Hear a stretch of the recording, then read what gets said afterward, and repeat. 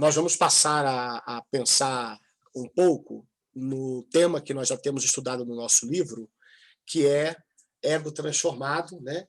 E eu queria apenas relembrar com vocês duas coisas e depois entrar numa reflexão. E eu queria pensar rapidamente sobre um tema. A Sara falou: Ih, vai ser dia de papai falar mal dele mesmo diante da igreja, né? É dia de eu falar mal de mim. A gente não pode falar mal? Tem que falar pela frente. Eu vou falar na minha frente de mim mesmo. O quão mal pode ser o ego do pastor? Esse é meu tema para vocês hoje. O quão mal pode ser o ego do pastor? E eu espero que isso abençoe a vida de vocês, tá? Muito bem. A gente, então, vai estar agora relembrando aqui.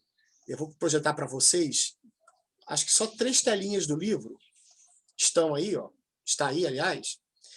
Primeiro, essa parte que está destacada, ela diz assim: orgulho espiritual, deixa eu só tirar um negocinho aqui da frente. Orgulho espiritual é a ilusão de que temos competência sem Deus para conduzir a vida, desenvolver nosso próprio senso de valor pessoal e descobrir um propósito grande o bastante para dar sentido à vida.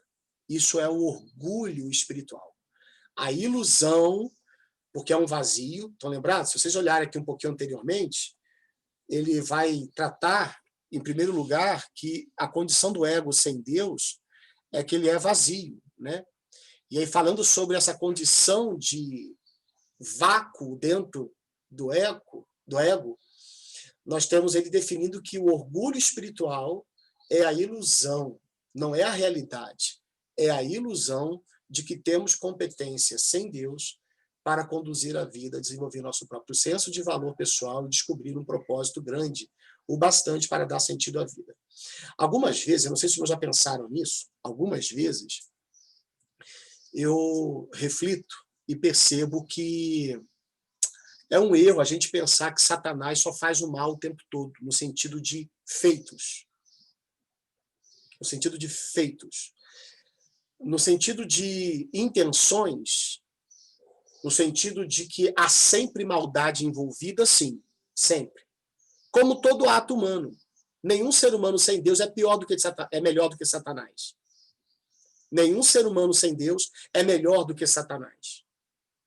Porque, biblicamente, não há ninguém que se salve em si mesmo. Todo mundo é igual a Satanás na sua perdição espiritual. Agora pensa, você conhece pessoas que não temem ao Senhor, que não têm experiência com Deus e que fazem o bem? Conhece? Tem aquelas pessoas que você fala assim, não tem como essa pessoa ir para o inferno, Deus. Leva ela para o céu, ela é muito boa. Alguém já pensou isso além de mim aqui? Acho que sim, né? Agora pensa, se a nossa inimizade contra Deus se manifesta tão quanto a de Satanás contra Deus, a nossa não é causada por Satanás, a nossa foi começada na história lá em Adão e Eva, no Éden, pela tentação que ele fez. Mas a escolha do pecado não foi de Satanás. A escolha humana do pecado, a escolha pelo pecado humano foi do ser humano. O diabo foi culpado por tentar. Adão e Eva foram culpados por cair. Podia ter dito não, disseram sim para Satanás. Ok? Estamos juntos?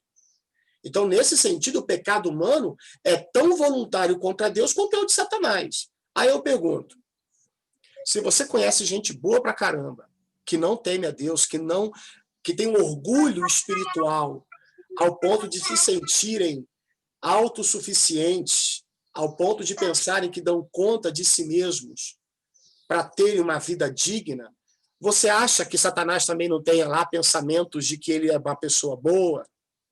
Ele é uma pessoa, vocês sabem disso, né? Satanás é uma pessoa. Ele não tem corpo, mas ele é uma pessoa. É um ser pessoal. É um ser moral, é um ser que tem vontade. Ele é um ser pessoal. Ele não é como uma árvore, nem como um cachorro. Satanás é um ser pessoal. Então, como pessoa, você acha que ele só pensa em do tipo, eu vou destruir a humanidade inteira, eu vou acabar com todos os demônios, depois eu me mato no final. Não. Satanás tem senso estético. Tanto é que ele ofereceu para Jesus os reinos da terra, tentou ludibriar Jesus com os olhos. Ele tem senso de valores, A diferença entre nós e Satanás é que ele é o primeiro que pecou e ele é aquele que rege o reino das trevas, o reino anti-Deus, até mesmo quando se traveste em anjo de luz, fazendo coisas aparentemente boas. É bom pensar nisso, porque se a gente não entender isso, a gente não capta a essência de um ego vazio. A gente passa a pensar que há pessoas que são boas por aquilo que elas produzem, e Deus deveria ver isso para levar em consideração o julgamento dessa pessoa, até porque, nós, tudo bem, ela não crê em Jesus como Salvador, não acha que precisa de Jesus, mas não é verdade que ela tem tanta coisa boa para apresentar que, de repente, nem precisasse tanto mesmo. A gente pode ser tentado a pensamentos como esses. Mas o que a Bíblia fala é que, justamente, o ser humano, por conta desse orgulho espiritual, e aqui a verbalização, a escrita do nosso irmão é muito boa, o orgulho espiritual é essa ilusão de que temos competência sem Deus para conduzir a vida. Ah, pastor, mas a pessoa consegue fazer muito da sua vida acontecer sem ter fé nenhuma em Deus. É por isso mesmo que Paulo diz que tudo que não provém de fé é pecado. Em que sentido? Porque só faz o mal? Não, porque até através do bem que faz, mostra o seu orgulho e a sua soberba, a sua autossuficiência, como se não fosse criatura, como se fosse o próprio criador de si mesmo. Ignora Deus. O chama de mentiroso, inclusive, quando ele diz que nós somos inúteis sem ele. Por isso que o ego é vazio. Isso é muito sério, né? É para pensar profundamente. Mas aí o autor nos levou também a outro pensamento. Deixa eu só adiantar aqui a tela. E é muita coisinha na minha frente para olhar. Deixa eu só botar aqui. Achei. Então, vamos ver aqui.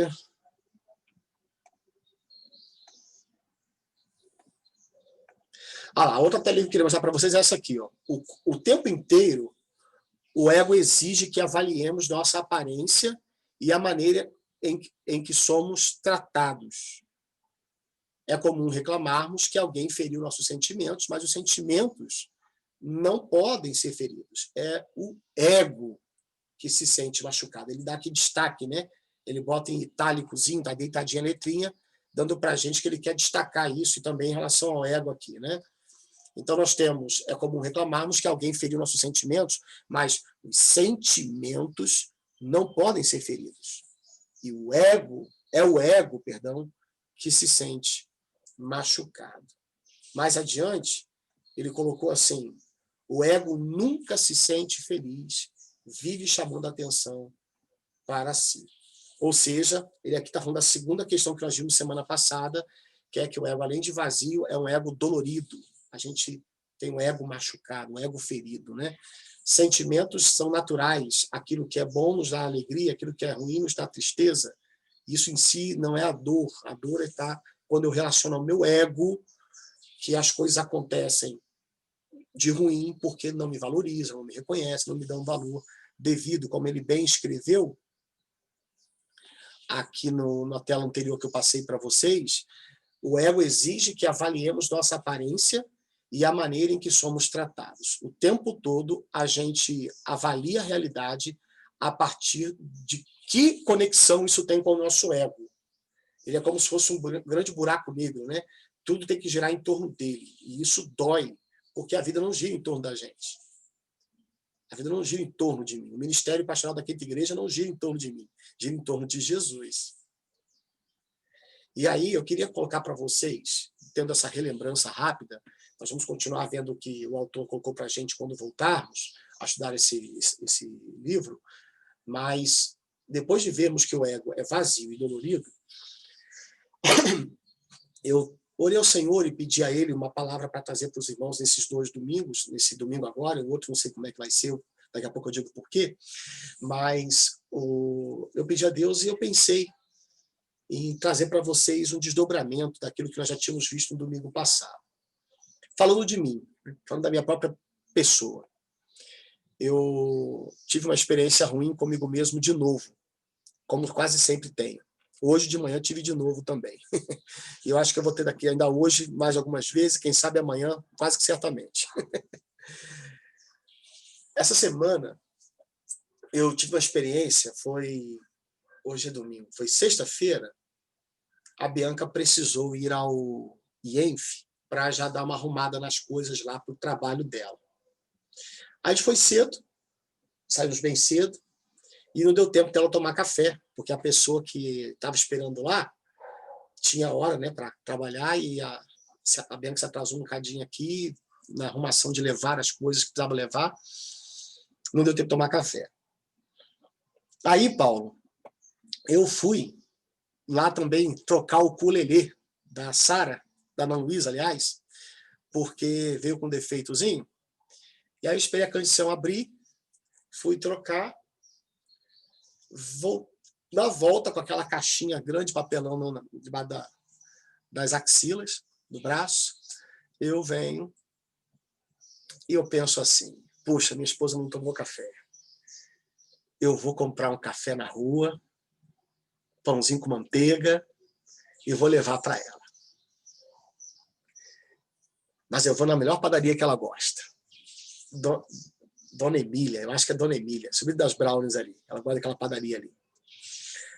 Aí, eu tinha até passado em outros no caminho, mas eu lembrei, fui para lá, subi lá, fui lá em cima. Aí comprei lá, estava meio desengonçado para conseguir carregar um copo de café na mão, o ukulele num braço, com uma sacolinha de pão do outro.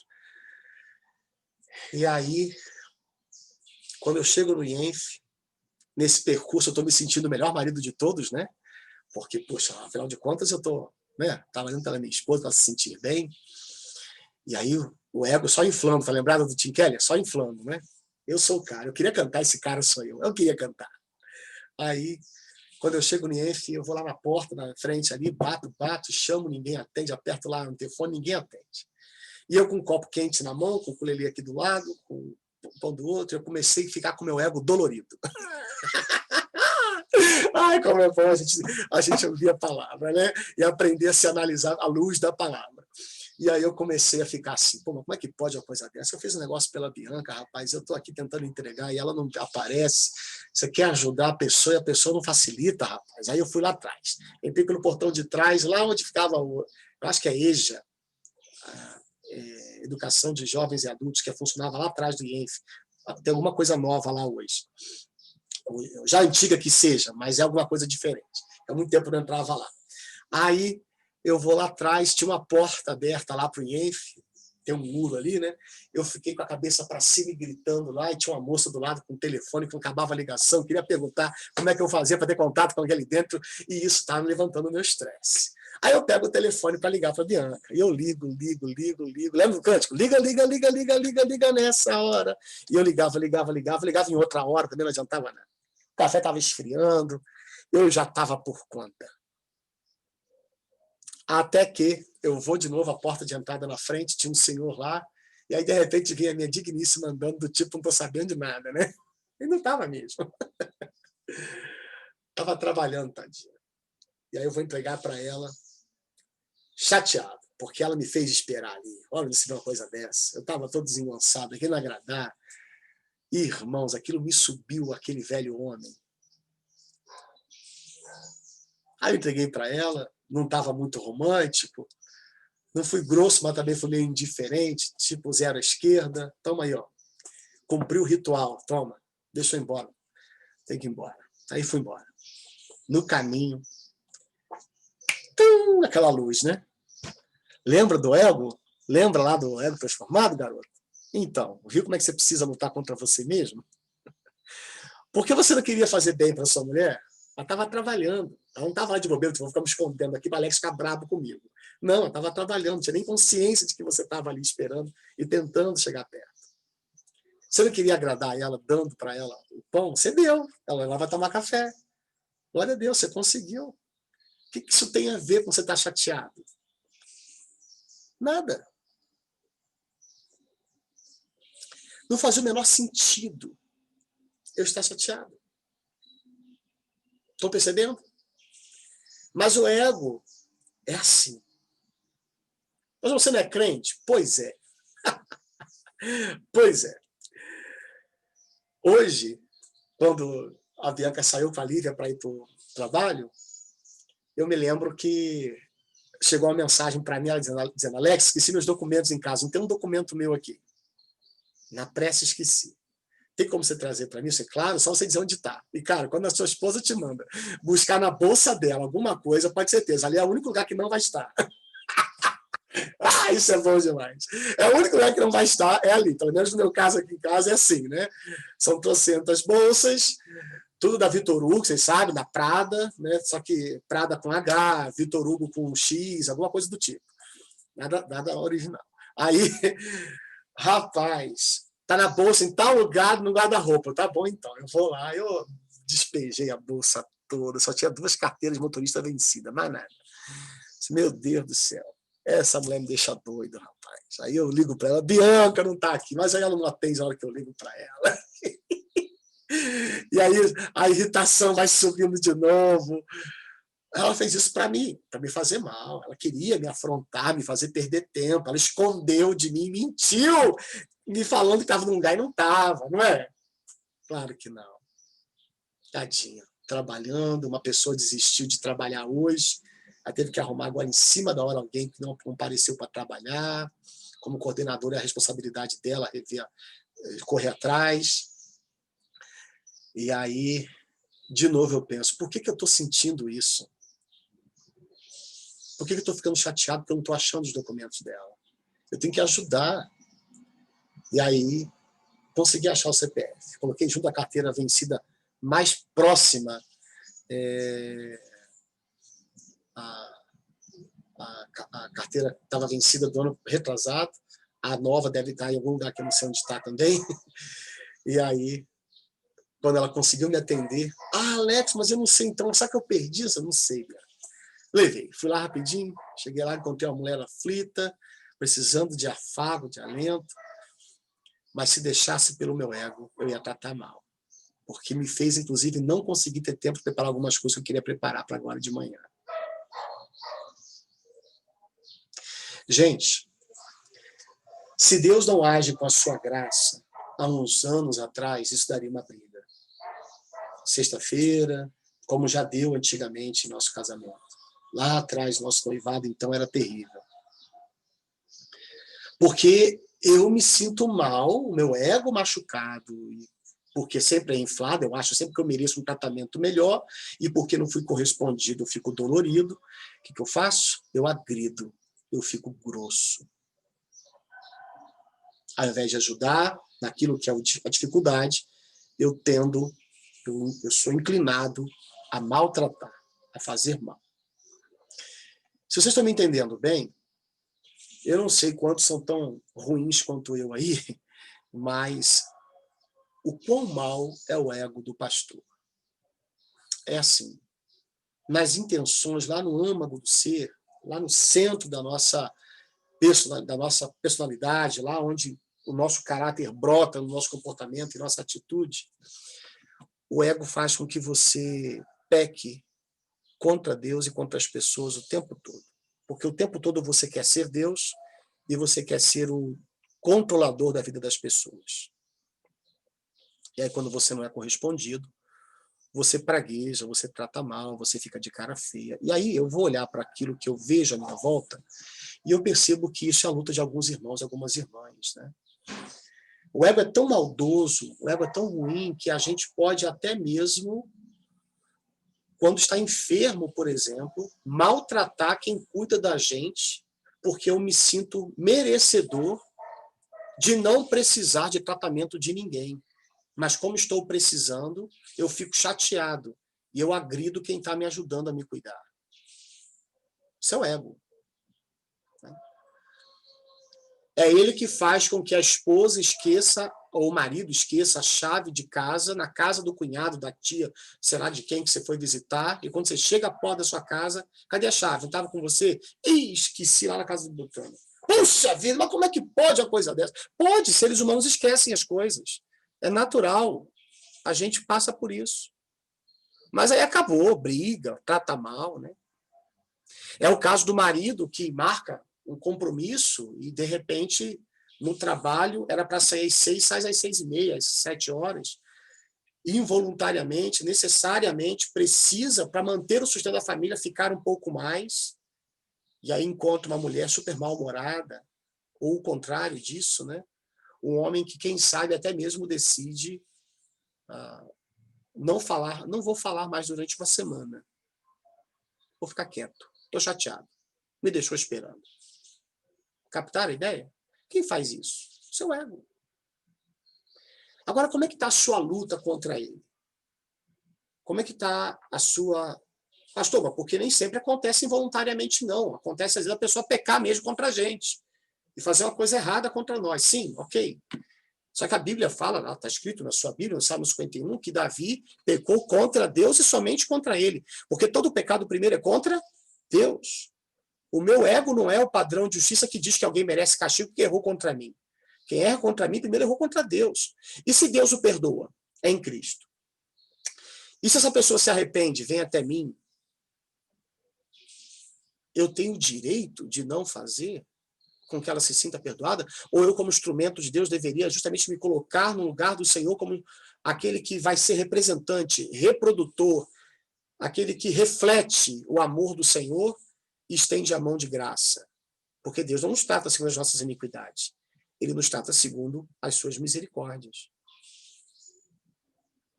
Mas a nossa tendência, com o ego inflado, e ele inflado é vazio, porque na verdade é uma falsa realidade, uma ilusão de que eu sou competente, eu sou merecedor, eu granjeei méritos para ser tratado de outra forma. Então, quando isso não é satisfeito, eu fico ferido. E aí eu passo a entender que as pessoas merecem algum tipo de maltrato. Pode até ser um bem. Por exemplo, a pessoa pode começar a tratar a outra sempre muito bem para dizer, tá vendo como é que eu nunca vou ser igual a você? Tá vendo como é que eu sou melhor do que você? Tá vendo por que a gente é diferente? Você precisou do meu perdão, mas eu nunca precisarei do teu, porque eu não erro com você. O ego pode chegar a esse nível. Eu sou bom demais para errar e ter que fazer o que você fez comigo e ter que pedir perdão. Nossa, mas como que se parece com Lúcifer? Nada com Jesus.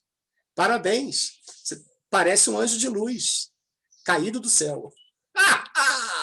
Oh, glória! Só a igreja que dá para falar isso. No mundo eu tomava um murro na cara agora. Aliás, eu tomei um empurrão numa igreja, porque eu preguei sobre isso, e uma pessoa me deu um empurrão no final do culto e disse, não me abraça, não. Uma igreja que eu fui pregar certa vez. Graças a Deus o cara mudou de vida e me pediu perdão anos depois. Que experiência linda que foi. Meus amados, tomemos conta do nosso ego. Mantenhamos esse bicho, essa coisa horrível, esse monstro, ao pé da cruz, lá, crucificado. Para eu concluir aqui essa reflexão, eu queria que você pensasse na vida de outro pastor, não esse pastor. Eu vou projetar para vocês um texto. Olha só esse texto que aparece aí para vocês agora. Espera aí, cadê ele? Estava aqui. Ó. Quem tirou daqui da minha Bíblia? Alguém tirou daqui, do meu negócio. Deixa eu ver aqui. Rapaz, não é que sumiu mesmo? Eu preparei aqui.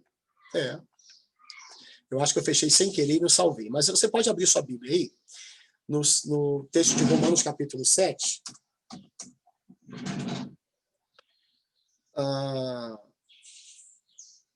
Esse é um texto muito emblemático, muito referencial para quem quer lutar contra o pecado e vencer. Já na conclusão da nossa reflexão, porém, pensando aqui no que daria para a gente fazer 10 retiros só pensando nesse texto, eu queria pensar com vocês um pouquinho em Romanos 7, para finalizar, e mostrar para vocês que essa luta é de todo crente, que a gente não pode brincar com ela, que a gente leve muito a sério isso, porque o pior monstro que pode existir na face da Terra tem um nome. No meu caso, é o Alex. No seu caso, é o seu nome. É você que, quando está irritado, maltrata a sua mãe que te pede ajuda. Às vezes uma informação simples, mas você está estressada, aí solta aquela coisa atravessada, sabe? É você, somos nós. Que quando um filho chega perto para poder compartilhar a graça da sua existência, da sua vida, do seu lúdico, a gente está grande e maduro demais para dar tempo para uma criança. Somos eu e você. que quando pai e mãe quer sentar para conversar, olhar no olho, a gente ignora, quase não fala direito. E se deixar, a gente percebe a frieza, né? A falta de compartilhamento. A gente precisa tomar conta desse ego, tomar muito cuidado, porque ele é muito perigoso. No texto de Romanos 7, ele diz assim, a partir do verso 14, por favor. Porque bem sabemos que a lei é espiritual, eu, porém, sou carnal, vendido à escravidão do pecado. Porque nem mesmo compreendo o meu próprio modo de agir, pois não faço o que prefiro, e sim o que detesto. Ora, se faço o que não quero, concordo com a lei, que é boa. Neste caso, quem faz isso já não sou eu, mas o pecado que habita em mim. Porque eu sei que em mim, isto é, na minha carne, não habita bem nenhum, pois o querer o bem está em mim, mas não realizá-lo. Porque não faço o bem que eu quero, mas o mal que não quero, esse faço. Mas se eu faço o que não quero, já não sou eu quem faz, e sim o pecado que habita em mim. Assim encontro esta lei. Quando quero fazer o bem, o mal reside em mim. Porque, segundo o homem interior, tenho prazer na lei de Deus, mas vejo nos meus membros outra lei que, guerreando contra a lei da minha mente, me faz prisioneiro da lei do pecado que está nos meus membros. Miserável homem que sou. Quem me livrará do corpo desta morte? Graças a Deus por Jesus Cristo, nosso Senhor, de maneira que eu, de mim mesmo, com a mente, sou escravo da lei de Deus, mas segundo a carne, sou escravo da lei, perdão, mas segundo a carne, sou escravo da lei do pecado. Isso. Esse é um texto muito conhecido. Alguns, um grupo minoritário, entende que Paulo aqui não está falando de crente, está falando de judeu antes da conversão. A luta do judeu em olhar a lei de Deus e desejar segui-la, mas não conseguir. E por isso se sentir miserável. E Paulo vai mostrar, então, que a lei é boa, já que ele falou várias vezes no texto de Romanos que a lei foi usada para mostrar o pecado, para aviltar o tamanho do pecado e tal. Aí parece que fica meio evidente que Paulo acha que a lei é ruim. Aí ele vai no capítulo 7 argumentar que não, a lei é boa, o problema é o pecado que habita no homem. Agora, que homem é esse? Quem sou este eu que Paulo está colocando? Para alguns, ele estaria como gente boa. J. Carson, um cara que eu admiro muito, né? Um grande homem de Deus, é um dos que defendem que esse texto fala de um judeu não crente, perdido ainda no pecado. Há outros que eu acompanho nessa visão, muito bons. O pastor Augusto Nicodemos, por exemplo, é adepto dessa visão de que aqui Paulo está falando de um judeu não convertido. Há outros, que é a maioria, e não porque é a maioria, mas é importante ver que eu não vou estar sozinho no que eu vou estar falando aqui, como o próprio Lutero, Calvino, Agostinho, né, o Charles Haddon Spurgeon, um grande pregador, o pastor John MacArthur Jr., esses todos entendem que esse texto fala de um cristão e o seu já ainda não, já salvo, porém ainda não glorificado, com a presença do pecado. E quais são as principais evidências desse texto? Está falando do nosso ego salvo, porém ainda não glorificado, e por isso temos que atentar muito para aquilo que está em nossos corações, em nossas mentes, pedir ao Senhor que aguce nossa autopercepção e um discernimento de nós mesmos para que não nos deixemos levar por esse ego, porque há uns anos atrás eu não pensaria que eu estava pecando nos meus pensamentos contra a Bianca sexta-feira. Há uns anos atrás eu pensaria que eu tinha razão e que eu tinha que brigar mesmo com ela, que ela não dá valor a mim. Aliás, essa semana, especialmente, por conta da carga de trabalho do Enem, a Bia está bastante estressada, desconcentrada das coisas da família. E, por vezes, eu me vi exigindo dela uma atenção que eu, na verdade, deveria ajudá-la a minimizar a carga dela, mas eu colocava mais carga ainda. Eu tive que pedir perdão a ela por isso. Eu louvo ao Senhor porque as doses dessa erupção vulcânica do meu ego hoje são bem menos intensas, já foram muito mais, porque o Senhor, por graça e misericórdia, tem aguçado por sua obra no Espírito na minha vida o senso de que eu não presto. E isso tem feito com que eu lute ainda mais contra mim mesmo o tempo todo. Mas alguns argumentos melhores, que eu acredito que mostram que esse texto não se refere a um judeu perdido, é que, primeiro, o judeu perdido não se achava pecador, se achava santo. O próprio Paulo, na percepção que ele tinha quando perdido, diz lá em Filipenses 3 que ele era irrepreensível quanto à lei. O cara todo certinho. Ele não se via como um pecador miserável. Segundo, a gente encontra aqui nesse texto que esse homem tem desejo pela lei de Deus. Ele ama a lei de Deus. Detalhe, nenhum homem perdido ama a lei de Deus. Nenhum homem perdido tem vontade de fazer a vontade de Deus. O próprio Paulo argumenta isso no capítulo 8, dizendo que o homem não nascido, não renascido, pela inclinação da sua carne, não pode agradar a Deus, nem quer fazê-lo, porque a inclinação da sua carne é inimizade contra Deus. O próprio Paulo argumentou no capítulo 3 dessa carta que não há ninguém que faça o bem, não há quem busque a Deus. E ele fala de judeus ali. O capítulo 3 fala de judeus, o capítulo 2 fala de gentios. O capítulo 3 fala que judeus são igualmente caídos. Ninguém é capaz de se salvar. Pelo contrário, ele vai dizer no capítulo 3, verso 19, que pela lei Deus cala toda a boca diante dele. Ninguém pode dizer, eu te busco, Senhor. Ninguém. Ah, pastor, mas Davi era crente, era judeu salvo, não era judeu étnico perdido. Davi era salvo, Moisés era salvo.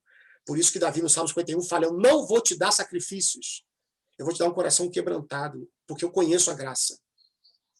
E é por isso que Davi era diferente, por isso que Moisés era diferente. Eram judeus salvos, diferente de Judas, diferente de Saul, tá? Acho que fica claro para a gente isso.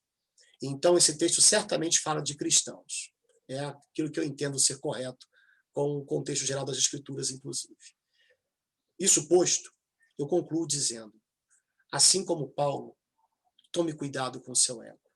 Porque o bem que você quer fazer, você não consegue sozinho. E o mal que você quer evitar, provavelmente ele vai ter mais vazão ainda. Você já é alguém salvo, mas é alguém que ainda não foi glorificado. Você é perigoso. Eu sou perigoso. Quer lembrar disso? Lembra a última vez que a sua esposa chorou nas suas mãos, não porque ela estava doendo, sentindo dor pelo mundo, mas porque ela sentia dor pelas suas mãos. Não, quem sabe, agressão física, e glória a Deus que a gente não tem caso assim em nossa igreja, infelizmente isso existe dentro de igreja também, mas a agressão verbal, a agressão psicológica, e ela chorava porque você, como crente, a agredia. Seu marido, seus filhos, seus pais, suas ovelhas, queridos pastores, né, pastor Tony e pastor Alex, eu já fiz isso com vocês. Vocês já fizeram isso comigo, alguns de vocês já também maltrataram esse coração aqui. É uma questão de um piscar de olhos, dar lugar para esse homem perdido, esse miserável, esse corpo de morte que caminha com a gente. Talvez essa seja a maior prova de que esse texto fala de crente, que Paulo fala, mas graças a Deus por Jesus Cristo, porque por meio dele eu sei que eu sou escravo de Deus no meu coração, da sua lei perfeita, mas nos meus membros ainda sou influenciado pelo pecado.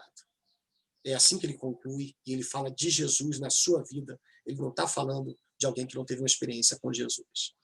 Meus amados, o nosso ego é perigoso. Ele ainda não foi transformado plenamente. Ele foi transformado na essência, mas não na sua completude. Só quando Cristo voltar, quando a gente morrer. Até lá, tomemos cuidado. Eu penso, irmã Miriam, muitas vezes, eu como pastor, viu, pastor Tony, que estou à frente do rebanho junto com você, meu irmão, viu, Dai? Eu fico pensando, Sara, minha filha, se eu, como seu pai, já no alto dos 40 anos de idade, quase 41, percebo a dificuldade que é para mim lutar contra isso, quantas vezes eu me coloco no seu lugar, minha filha? Quantas vezes eu me coloco no lugar de vocês, ovelhas, e percebo, Senhor, proteja-os de si mesmos, porque sozinhos eles vão se destruir, vão destruir os outros também.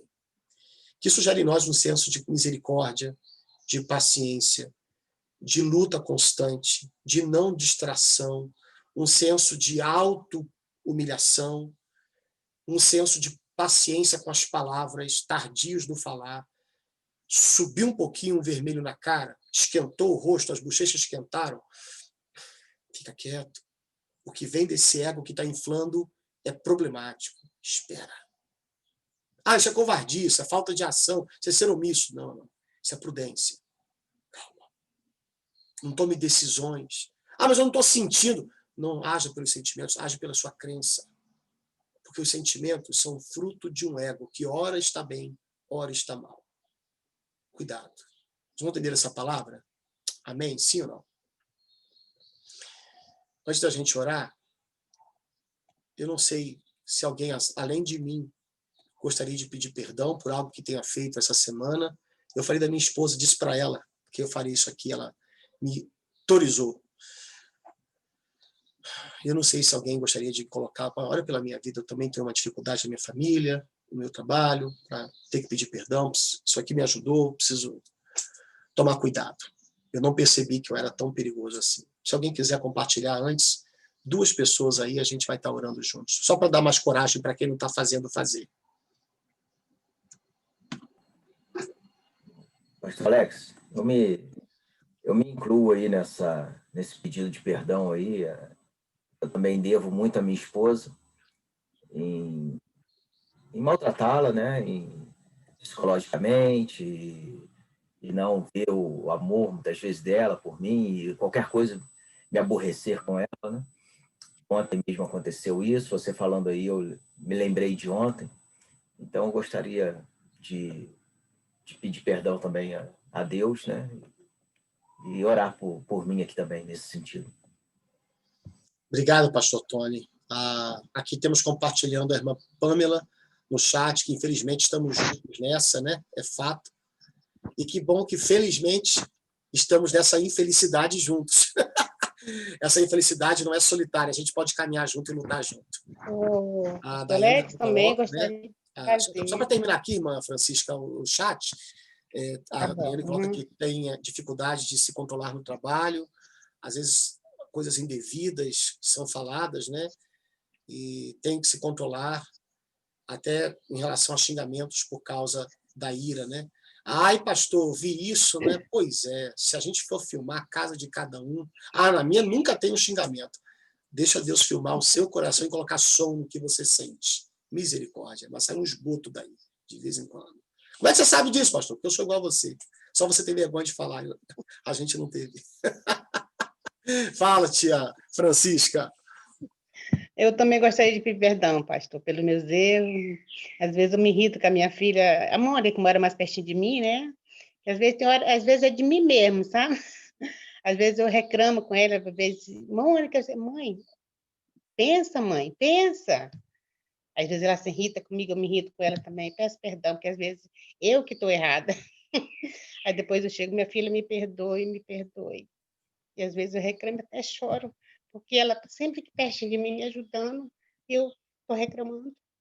Cadê eu me perdoar por isso? Nesses momentos, sozinha, ela está aqui, ó, do meu ladinho aqui.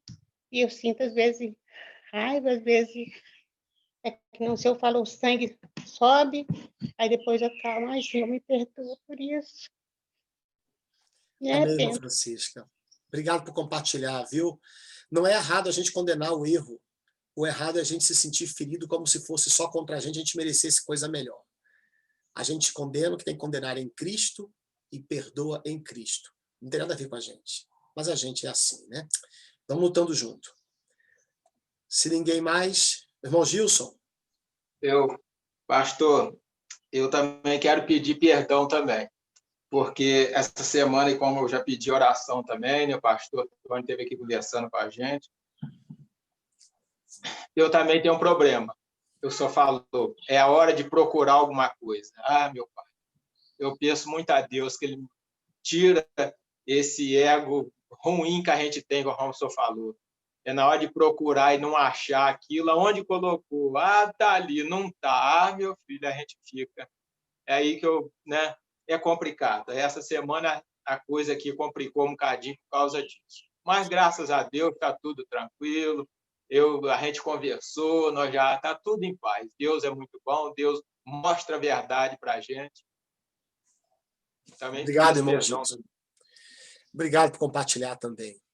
Vamos orar por cada um, uns pelos outros aqui. Vai lá, tia Miriam, pode falar também, a gente encerra com a senhora, então. Eu também quero pedir perdão. E muitas vezes a gente, na lição de domingo passado, eu aprendi muito com a irmã Daiane. E eu falei, nossa, a EBD vai ser muito boa, porque a primeira lição já trouxe um aprendizado muito grande para a gente.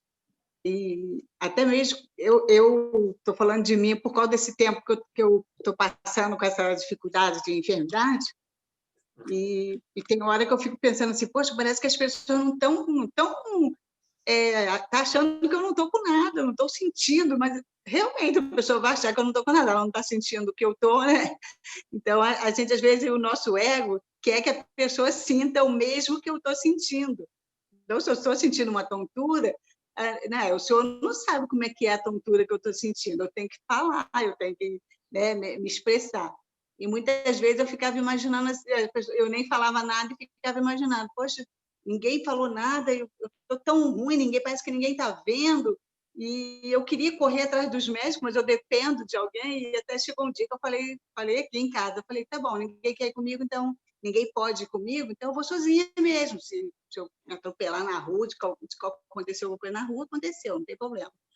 E depois eu fiquei pensando, falei, meu Deus, depois da lição que Daiane deu domingo passado, eu me coloquei exatamente ali naquele lugar. E eu peço perdão por isso, porque eu estou dependendo muito das pessoas. E teve um dia que um tinha uma coisa a fazer, outro tinha outra coisa, e eu fiquei ali no meio sem saber o que eu fazia.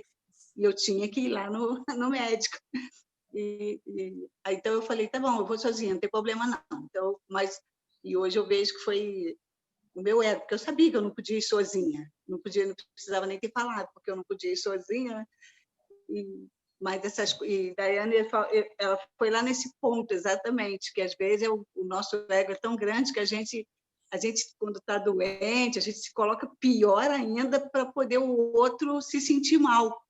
Então, aquilo falou muito para mim. E eu quero Muito pedir bom. perdão por isso.